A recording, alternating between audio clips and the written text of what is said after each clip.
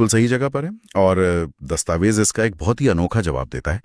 ये बताता है कि चंपावत का जो मुख्यालय था, मतलब इस इलाके का जो केंद्र था, हाँ, वो 7 ईश्वरों से घिरा हुआ है। 7 ईश्वरों से?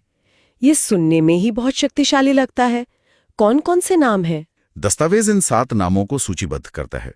मानेश्वर, ऋखेश्वर, दीप्तेश्वर, बालेश्वर, मल्लाडेश्वर, ताड़केश्वर तथा क्रांतेश्वर।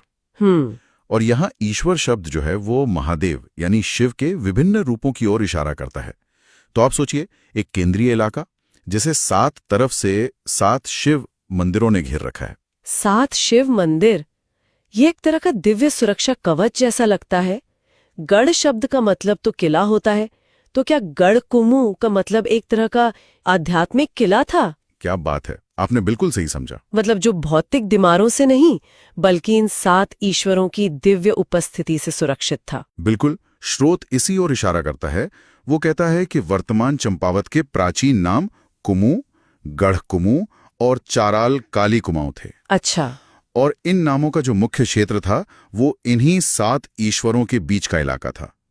तो यह सिर्फ एक प्रशासनिक केंद्र नहीं था, बल्कि एक ऐसा आध्यात्मिक केंद्र था जिसे देवताओं द्वारा संरक्षित माना जाता था। तो गढ़ कुमू का मतलब हुआ कुमू का किला, एक ऐसा किला जिसकी रक्षा स्वयं महादेव कर रहे हों। जी हाँ।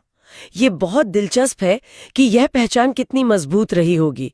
दस्तावेज ये भी कहता है कि ब्रिटिश काल में भी जब सब कुछ बदल रहा था, हाँ, तब भी 35 राजस्व गांवों को छोड़कर पूरे क्षेत्र को परगना काली कुमाऊं का नाम दिया गया।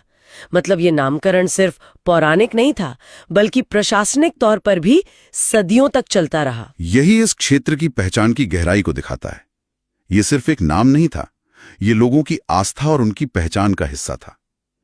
सत्ताएं आईं और गईं, लेकिन यह विश्वास बना रहा कि वे एक दिव्य रूप से संरक्षित भूमि पर रहते हैं। एक ऐसा किला जो आध्यात्मिक रूप से इतना सुरक्षित माना जाता हो, उस पर राज करना भी एक अलग ही बात रही होगी।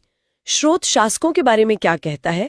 क्या वे भी इस दिव्यता से प्रभावित थे? यहाँ दस्तावेज एक बहुत ही रोचक द्वंद्व पेश करता है। वो कहता है कि आदिकाल से लेकर आजादी तक इस क्षेत्र में समय समय पर एक से बढ़कर एक धर्मात्मा राजा हुए, जो शायद इस भूमि की दिव्यता का सम्मान करते थे। लेकिन साथ ही ये भी कहता है कि समय समय पर यहाँ निरंकुश राजा भी हुए।